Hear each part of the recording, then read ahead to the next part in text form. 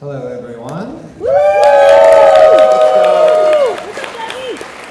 My name is Scott Ryan. I'm the managing editor of the Blue Rose magazine and the author of a couple Twin Peaks books, which we're selling in the back. And I've forgotten to say this at every time I come up here. We're putting all these Q&As on the Blue Rose YouTube channel. So if you want to watch them again or see one you missed, they're out there. And you know, in that film, I know you were all struck by the guy sitting at the bar. Spencer is here. He also is filming all these YouTube things. So, can we bring up the director of that film, Rob, and the lead actress, Wendy Robie.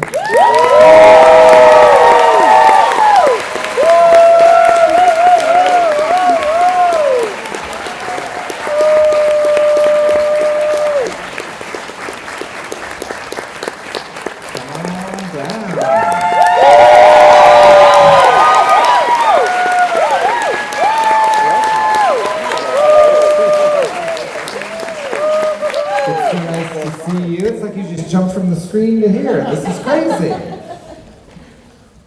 want to remind you guys that I had the wrong naked courage to let that fucking camera get that close.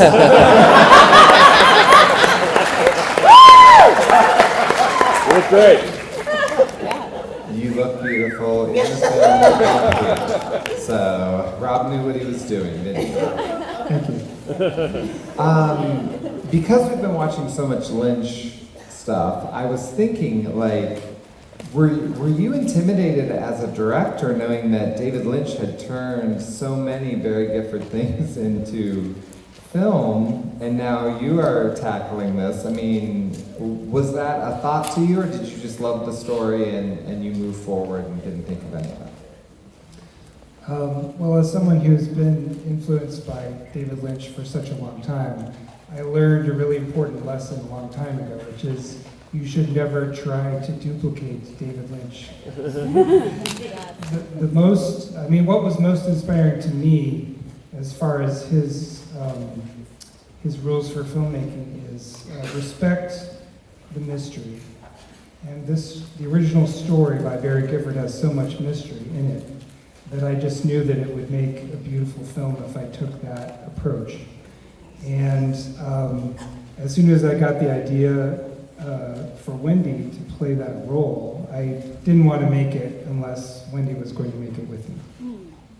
So Wendy, why did you decide you wanted to make this? What about this script or the story, I don't know what you saw first, made you think, I could do this? Oh, that's hard to answer. We had to take such liberties with the piece in order to shoot it, just to shoot it, simply because if you've read the short story, very different short story, My Last Martini, the character that I was playing, Anna, is much younger. I mean, she's completely different, so you have to have completely different reasons for everything. I mean, it's so filled with mystery anyway, but who is this woman? Who is she? And this story. And is it really about her grandmother? That's all I'll say. You know, so you don't know is this a memory? And if it is, maybe it's a generational. It was just huge. I mean, it's a tiny little film. What is it? 8.5? 14 minutes. Oh, 14 minutes. Well, time seemed to stop there. Well, maybe you only count the time you're on screen.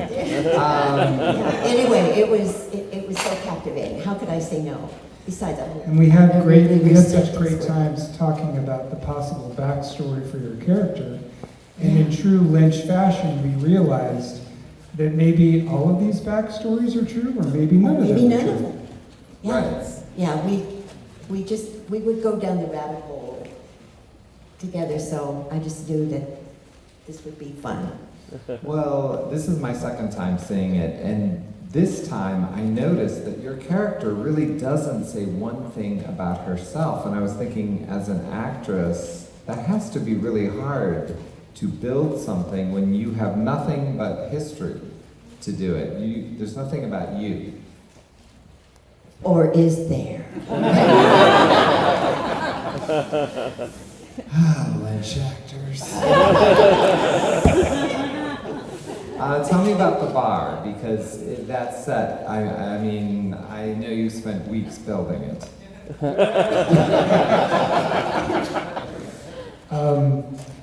When I finished the first draft of the screenplay, I immediately showed it to my husband, who's my muse. And his very first comment was, "Oh, well, you have to shoot this at Bryant's." And the funny thing is, I had not been thinking of that at all when I wrote the script, but as soon as he said that, it all snapped into place. We've been going to Milwaukee, for many years, and Bryant's Bar is always on our itinerary. It's a beautiful cocktail lounge that's been open since 1938, and just the vibe and the mood is something that you can't get anywhere else, really. And when I mentioned this to my producers, John and Aaron, they were like, "You really want to take the entire company from Chicago up to Milwaukee just to shoot there?" But once they saw it, they were like, "Yes, this is where we need to make the film." Well, it's the perfect set, and it had to be easier for you to get into that character, being in that set and that mood. What did the set, the bar, do to you to help you become this strange person? Well, truthfully, not a whole lot, because of angles and levels, and I had to sit on things that were very odd and uncomfortable in order to be at the right height, and and climbing over things and making it look so easy. So it was, Wow. it was kind of athletic. I thought I saw you doing cartwheels, but I wasn't sure. Did I make that up or whatever? Well, it had to be subtle and slightly Italian. Very nice. Yeah. I was thinking this time where they were talking about the clouds and the discussion up front about the industry. Is that in the Barry Gifford story? Because there probably wasn't a cloud. No, that's something I fleshed out. What I wanted to do is give you an impression in the first 5 minutes that you're watching one kind of movie, and then there's a sudden shift and you realize, oh no, this is going to be a different kind of movie. So it's all a red herring, basically. But I have a feeling it comes a little bit from your heart and soul of being an independent filmmaker in a Yes. time when maybe they aren't as respected as they could have been, and there are no superheroes in this movie, no one's murdered, and I bet that bothers you. Yeah, there's a bit of subtext, which is not subtext. Right. But I had a feeling that came from you. So do you think she tells this story all the time, or this is the first time she told the story? You know what? Actually, you helped me remember this. Okay. It's kind of a lesson I learned from David, that it's better not to explain. Yeah, you understand. It's, because what you think, what you work out, what you bring to it, is so much more powerful and interesting than if I were to say, well, what I really was thinking, what I was really working on. But So let's what you ask come them. up with is just brilliant. How many, we're going to raise our hands, how many people think this is the first time she's told that story in this bar? So maybe like 3 or 4. And how many people think she's telling it over and over again to whoever came? Interesting. And do people not vote in Illinois? 85% of you did not vote. I've been asking questions all week long, and nobody Well, we're voted. all a little heartbroken the last time we all voted. But maybe it's because people didn't vote. We're going to rise up. We are. The best sign I saw at the hands-off march. I'm sorry, I'm running out. No, you're good. It's just a tiny thing. The signs were brilliant, but there was one I saw that was a penguin, which was the fiercest penguin I've ever seen. He was ready to dive, and it said, "We swim at dawn." It's too good. I love it. Yeah, I love that. But I think a more interesting question after you've asked yourself, if this isn't the first time she's told this story, why does she keep telling it? And what does she need? And did she get what she needed? Did he? I love movies that have questions. I love that.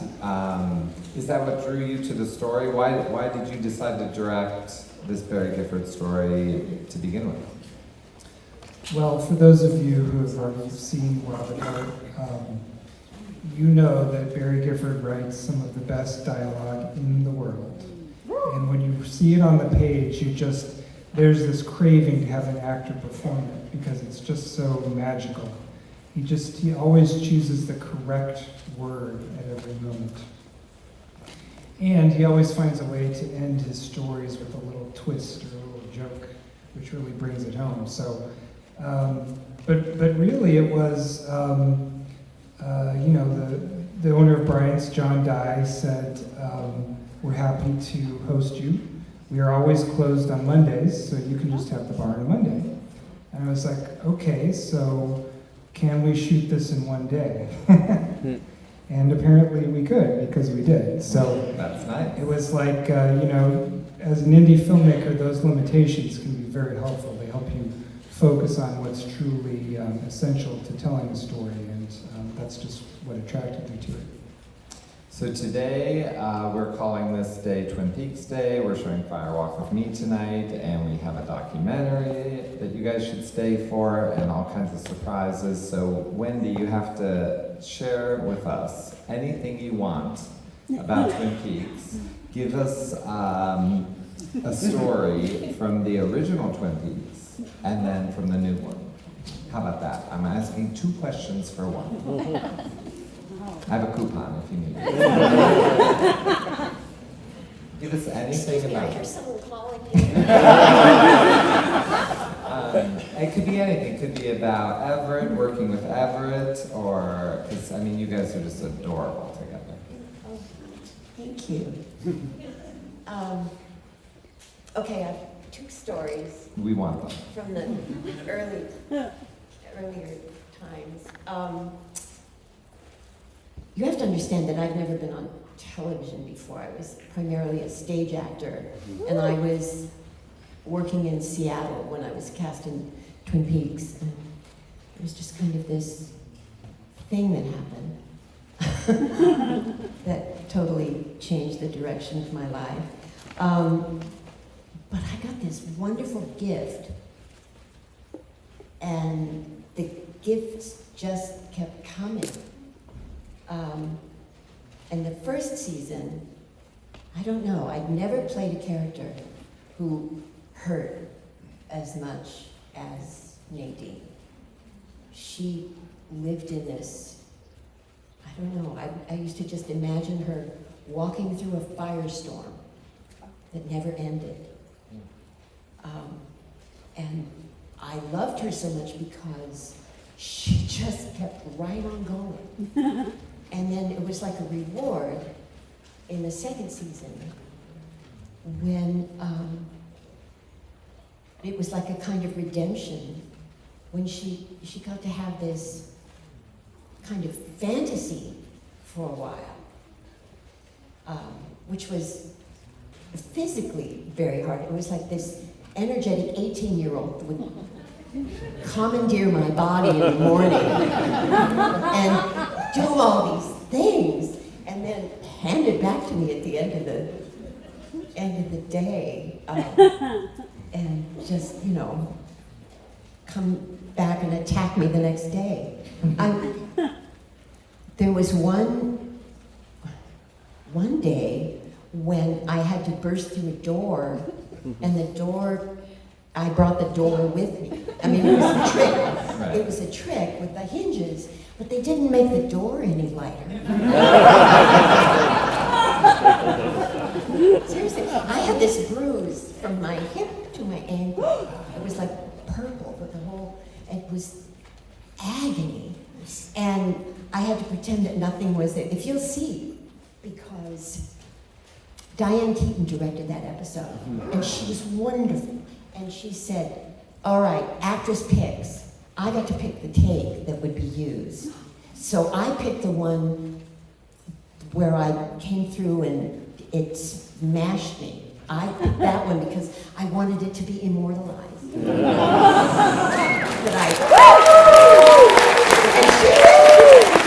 That's so fun. She was wonderful. And I'm telling you, she was the best Nadine ever. I mean, really. She never gave me a line reading or anything, but she was telling me, we were talking about something that she said, I know what you guys are, I know what you're doing. So and she's kind of like this, and I felt like just taking off my eye patch and handing it to her. You go, you do. You're brilliant. But anyway, so that was one story. And the other one was about my eyes, because I decided that Nadine, she really does practice magical thinking. She gets herself together in the morning and puts on her eye patch, and then she forgets that she's wearing an eye patch. I mean, she presumes that there's nothing wrong, that she has two eyes, and she forgets that she's blind in one of them. So in this scene where Big Ed and I are in therapy with Dr. Jacoby, I winked at him. And when you wink at someone, if you're blind in one eye, you're suddenly really blind. And so while Big Ed and Dr. Jacoby are saying, are carrying on with their dialogue, I'm sort of between them and back a little bit, and I'm working on my, I'm trying to figure out how that happened. How did that happen? And I was just fooling around. I didn't think I was on camera, but You were, and we all noticed. and it was noticed. So that was pretty funny. The other thing was Everett and I did a horror movie together that was shortly after that. I mean, it was like we had a weekend off, and then we were doing this other, and we were, I don't know, we got together for breakfast in Glendale because we were doing something, and something about the two of us sitting together made people really uneasy. Because, I don't know, we're I'll just say, odd. So we looked around and people would sort of avoid us and, kind of move away because we were really scary, creepy. They loved you. No, because we were the people under the stairs as well.